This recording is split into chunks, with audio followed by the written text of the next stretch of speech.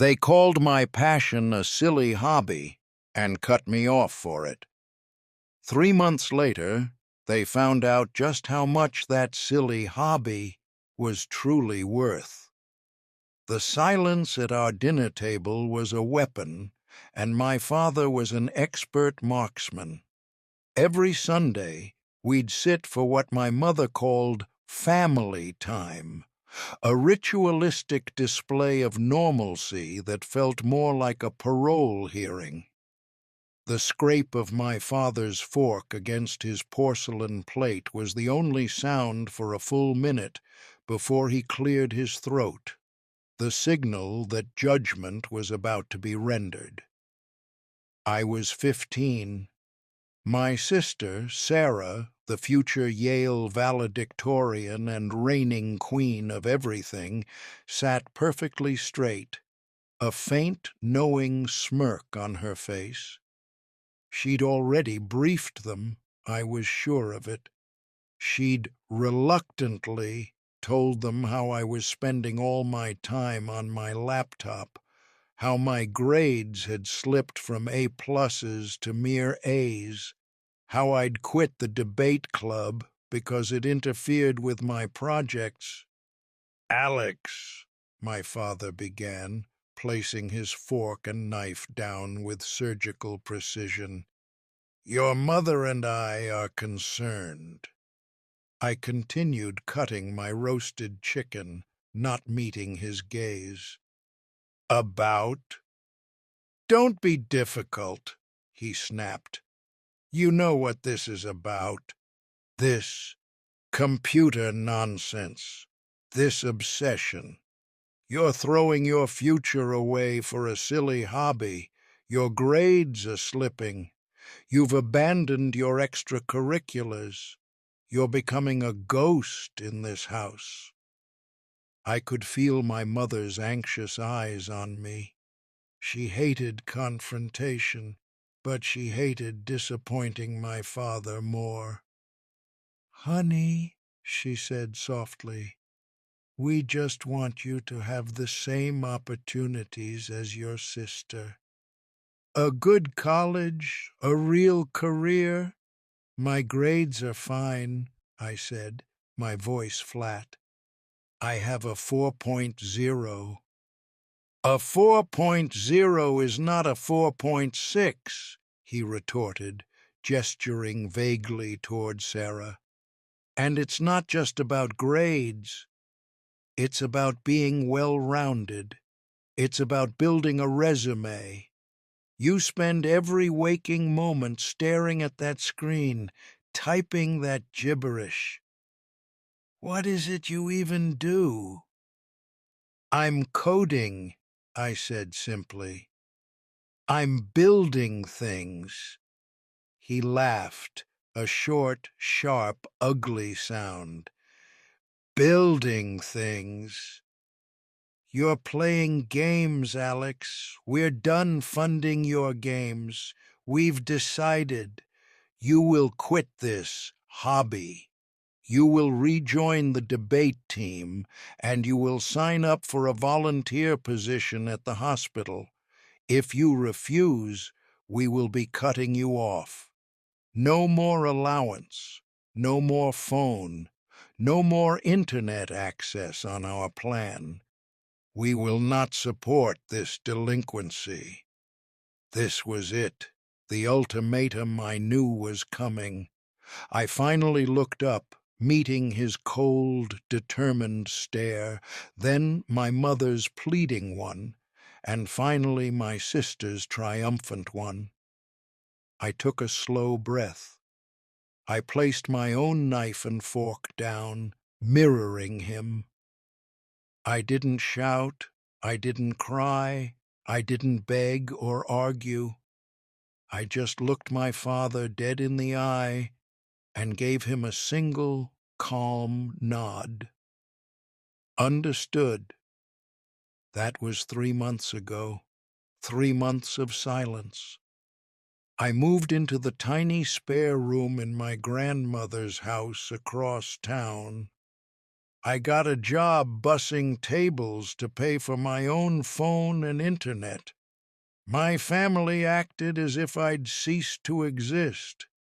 To them, I was a failure, a cautionary tale they probably told their friends about over cocktails.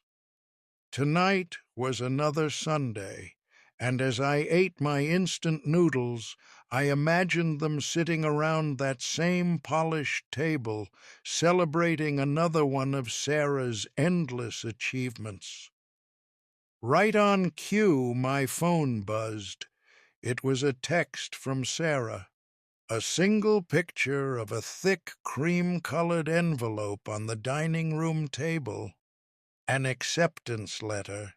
Yale, early admission. The text underneath read, "This is what success looks like. Hope you're enjoying your freedom." I didn't reply. What was the point? They had their version of success, and I had mine. But then, an hour later, the doorbell at my parents' house rang. I know this because Sarah, unable to resist gloating, started a live video on our family's private social media group, a thing I was still inexplicably in. She was filming my father as he went to answer the door, probably assuming it was a flower delivery to congratulate her. Through the tinny speaker of my phone, I saw a woman in a sharp business suit standing on the porch. She was holding a leather portfolio. "Good evening," the woman said, her voice crisp and professional. "I'm looking for the head of the household." My father puffed out his chest. "I'm Robert Miller. How can I help you?" The woman smiled politely, consulting a document from her portfolio. "Excellent. I have a certified delivery here for the lead developer and sole proprietor of Aerodyne Systems." My father's brow furrowed in confusion, but he nodded, reaching for the offered envelope. "Yes, that's me." The woman pulled the envelope back slightly, a confused look on her face as she double-checked her paperwork. "Oh, I'm sorry, sir. There must be a misunderstanding," she said, looking past my father and into the house. "My delivery is for Alex Miller." The phone in Sarah's hand wobbled, the live video feed tilting drunkenly for a second. On my own screen, I could see my father's face shift from patronizing authority to baffled disbelief. He actually looked behind him, as if I might have materialized in the foyer. "That's not possible," he stammered, his voice losing its confident baritone. "He's a child. He lives with his grandmother. He works at a diner. He was listing my failures, trying to use them as a shield against this incomprehensible reality." The woman, Miss Vance, remained impassive, her polite smile unwavering. "Be that as it may, sir, my instructions are to deliver this directly to Mr. Alex Miller. Company policy for acquisitions of this nature is very strict. Is he available, or shall I schedule a time to return?" "Acquisitions." My father repeated the word like it was a foreign language. The video feed cut out. A moment later, my phone was ringing. The caller ID read, "Dear D." I let it ring 3 times before answering. "Hello? Get over here. Now!" he barked. No preamble, no greeting. There is a woman at the door asking for you and talking about acquisitions. What is this? Some kind of elaborate prank? Did you pay someone to do this to embarrass us?" The accusation was so predictable. In his world, the only way I could be associated with something like this was through deceit. "I don't have the money to pay for that kind of prank," I said, my voice even. "I'll be there in 20 minutes. Tell her to wait." I hung up before he could reply. I changed out of my work-stained jeans into a cleaner pair and a plain black t-shirt. I didn't try to dress up. I wanted them to see the person they'd kicked out, not some new, transformed version. When I arrived, my grandmother having given me a lift, the scene in the living room was like a frozen tableau. Ms. Vance sat perfectly poised on the edge of one of the pristine white couches. My mother was hovering near the fireplace, twisting her hands. Sarah stood by the staircase, her arms crossed, eyes narrowed with suspicion. And my father was pacing the length of the Persian rug, his face a thundercloud. He stopped when I walked in. "Alexander, explain this." I ignored him and walked directly to the woman on the couch, extending my hand. "Miss Vance? I'm Alex Miller. Sorry to keep you waiting." She stood and shook my hand firmly. Her smile finally seemed genuine. "A pleasure to meet you, Alex. I'm Eleanor Vance. I represent Sterling Thorne Ventures. We've been following the beta launch of your logistics optimization platform for weeks. It's revolutionary." "Logistics platform?" my mother whispered, the words sounding absurd in her own mouth. Sarah let out a snort. "You mean that thing you were building for your video games?" "It was never for video games," I said, not looking at her. I turned my attention back to Miss Vance. "You have the offer?" "We do," she said, opening her leather portfolio and handing me a thick document bound in a clear cover. "Our client is extremely motivated. They see Aerodyne Systems as a key component for their entire global supply chain overhaul." My father stepped forward, his hand outstretched. "I want to see that." I held the document to my chest. For the first time, I looked him directly in the eyes. "No!"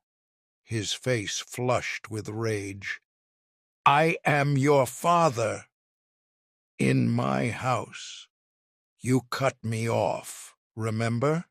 I interrupted, my voice quiet but unyielding.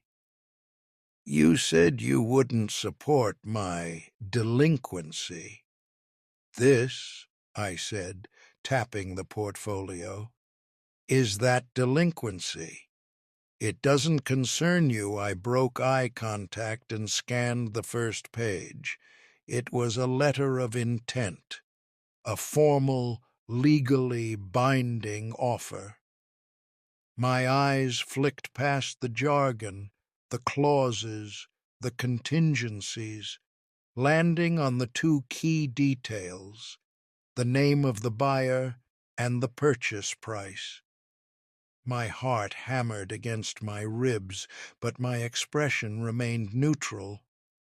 I looked up at Miss Vance. "The offer is acceptable." My father couldn't take it any more.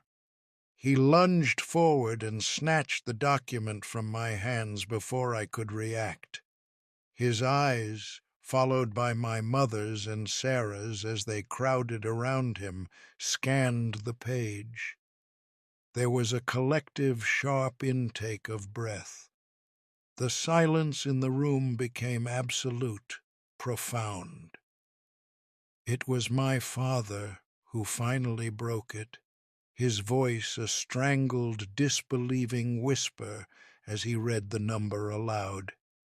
Innovate Corp is offering $12 million? The number hung in the air, a physical weight that seemed to suck all the oxygen from the room. $12 million. My mother sank onto the couch, her hand covering her mouth. Sarah's jaw was literally hanging open, her carefully constructed mask of superiority shattered into a million pieces. My father just stood there, clutching the document as if it were both a winning lottery ticket and a venomous snake. His face, a canvas of shock and confusion, slowly hardened into something else, something calculating. This is a family matter," he said, turning to Ms. Vance, his voice taking on a proprietary tone. "We'll need to discuss this privately. You can leave your card." Ms. Vance raised a perfectly sculpted eyebrow. "With all due respect, Mr. Miller, this isn't a family matter. It's a business transaction. My client's offer is to the sole proprietor of Aerodyne Systems, which is Alex. If he wishes to have counsel, that's his prerogative. But you don't get a vote." The dismissal was so swift, so professional, it left my father sputtering. He looked at me, his eyes now filled with a desperate, frantic energy. "Alex, son, we need to talk. You can't make a decision like this alone. You're only 15. You don't understand the complexities, the taxes, the legal ramifications." "He's 15?" Ms. Vance interjected, her gaze flicking to me. It was the first hint of surprise I'd seen from her. I nodded. "My parents emancipated me 3 months ago." A lie. A beautiful, glorious lie that had tumbled out before I could even think. But in that moment, it felt like the truest thing I had ever said. "What?" my father roared. "We did no such thing. Don't lie to this woman, Alex." "You cut me off," I stated calmly, my voice resonating with a newfound confidence. "You stopped providing financial support, housing, and parental guidance. You explicitly told me I was on my own. For all legal and practical purposes, that's emancipation. I have my own bank account, I pay my own bills, I have my own residence. I've been living as an independent adult." Ms. Vance was watching the exchange like a tennis match, a flicker of amusement in her eyes. "He does have a point, Mr. Miller." "It's a bit of a gray area, but given the circumstances, a judge would likely side with him, especially since the contract would be placed in a trust until he's 18. She turned back to me. "Alex, do you have a lawyer?" The question was a test. I knew it. They wanted to see if I was just a kid who got lucky, or if I had actually thought this through. "I've been consulting with one pro bono through an online incubator program," I said. which was mostly true. It was a retired lawyer who mentored kids on a forum, but he'd given me solid advice. I'll need him to review the final paperwork, of course. This seemed to satisfy her. Of course. We'll have the contracts drawn up and sent to you within 48 hours. She packed up her portfolio, stood, and shook my hand again. Congratulations, Alex. You've built something truly remarkable. She gave a curt nod to my stunned family and let herself out. The moment the door clicked shut, the dam broke. Alexander, what have you done? My mother wailed, finally finding her voice. You lied. You told that woman we abandoned you. You did, I said flatly. We were trying to teach you a lesson, my father thundered, throwing the portfolio onto the coffee table. We were trying to save you from yourself. And this is how you repay us? By cutting us out?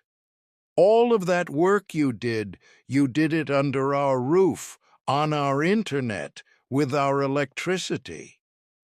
Until 3 months ago, I corrected him. And the core of the platform, the part Innovate Corp is actually buying, I built that in my grandmother's spare room on a second-hand laptop I bought bussing tables. So no, you don't get to claim credit for this. Sarah, who had been eerily silent, finally spoke. So that's it? You get $12 million and we get nothing after everything we did for you? The raw, unfiltered greed was breathtaking. Not pride, not shock, just, what's in it for me? We raised you, my father shouted, his face turning a blotchy red. We paid for your food, your clothes, the roof over your head for 15 years. You owe us. Fine, I said, the word dropping into the tense silence. I walked over to the coffee table and picked up a pen. On the back of a stray piece of mail, I started to write. They watched me, their expressions shifting from anger to curious anticipation. I wrote down a series of figures, did some quick mental math, and then turned the paper around for them to see. It was an itemized invoice: food, housing, clothing, school supplies, my share of utilities, even an estimate for health insurance premiums, all calculated for 15 years, with a modest interest rate applied. The final total at the bottom was just over $250,000. I said, pushing the paper towards my father. You'll get this. I'll consider it a severance package. The price for my freedom.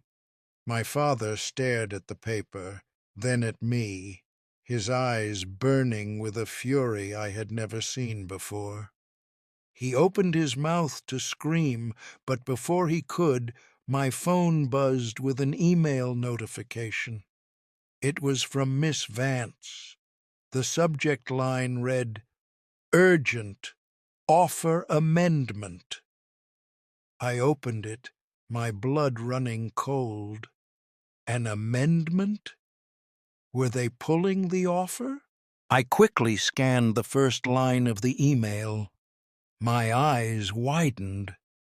I looked up from my phone, past my father's rage-filled face, and met Sarah's greedy, expectant gaze. Actually, I said, my voice barely a whisper, There's been a change. It seems Innovate Corp's main competitor just caught wind of the deal. I took a deep breath, the words feeling unreal on my tongue. The new offer is for 24 million. The new number, double the first, detonated in the room. If 12 million had been a shockwave, 24 was a cataclysm. My father, who had been poised to explode, simply deflated, collapsing onto the couch next to my mother. The invoice I'd written fluttered from his nerveless fingers to the floor, a forgotten relic of a much smaller war. Sarah's face was a mask of pure, unadulterated avarice. The Ivy League education she'd lorded over me her whole life suddenly seemed like a pittance. 24, she breathed, the word a prayer. She took a step towards me, her entire demeanor changing. The sarcastic, condescending sister was gone, replaced by a stranger wearing a sickly sweet smile. Alex, that's incredible. We are so proud of you. We always knew you had it in you. It was the most pathetic, transparent pivot I had ever witnessed. I almost laughed. We need a lawyer, my father mumbled, rubbing his temples. A real one. A team. We can't let them take advantage of you, son. We're in this together, as a family. No, I said, the word clear and final. I tucked my phone into my pocket. We are not in this together. There is no we. I looked at each of them, seeing them clearly for the first time, not as my family, but as people whose love and support were entirely conditional, transactional. You wanted to teach me a lesson. Well, lesson learned. I learned that my worth to you is a number. I learned that your pride is more important than my passion, and I learned that I can not only survive without you, I can thrive. I bent down and picked up the invoice I'd written. I looked at the total, $250,000. It seemed so insignificant now. I tore it in half, and then in half again. I'm revoking my offer. You don't get a severance package. You don't get a cut. You get exactly what you gave me for the past 3 months. Nothing. My mother started to cry, soft, pleading sobs. Alex, please. Don't do this to us. We're your family. You stopped being my family when you threw me out for being who I am, I said, my voice hardening. You had a choice. You could have been curious. You could have been supportive. You could have asked a single question about what I was building with a genuine desire to understand. But you didn't. You chose judgment and control, and choices have consequences. I turned to leave. My father shot up from the couch. You walk out that door, and you are not welcome back. Ever. I paused at the threshold, looking back at the three of them, a portrait of shattered entitlement. That was the deal from the beginning, wasn't it? I'm just finally holding up my end of the bargain. And then I walked out. I didn't look back. The evening air felt clean and cool. My grandmother was waiting in the car, having watched the whole drama unfold through the living room window. She didn't say a word, just squeezed my hand as I got in. The next few months were a blur of lawyers, trust accounts, and paperwork. I accepted the final offer. I didn't need a bidding war, I just wanted to move on. I stayed on as a consultant, working remotely from a small minimalist apartment I'd bought downtown. I finished high school online, not because anyone was making me, but because I wanted to. My old family tried to contact me, of course. First came the lawyers' letters threatening legal action for parental support, which were swiftly dismissed. Then came the emails from my mother, full of tearful apologies and pleas for reconciliation. Then came the texts from Sarah, asking for a small loan for a new car, for tuition, for a European trip to find herself. I never responded. One Sunday, months later, I was walking past a cafe when I saw them, my father, mother, and sister sitting at an outdoor table. They looked smaller. The aura of effortless superiority was gone, replaced by a quiet tension. Sarah was scrolling through her phone, a sour look on her face. My father was staring into his coffee cup like it held the answers to the universe. My mother was just watching the people go by, a sad, distant look in her eyes. They didn't see me. I was just another face in the crowd. And in that moment, I felt a strange sense of peace. I wasn't angry anymore. I was just free. They had cut me off, intending to break me. But all they did was snip the final thread on a tether that was holding me down. They thought they were taking away my world, when all they really did was give me the keys to build my own.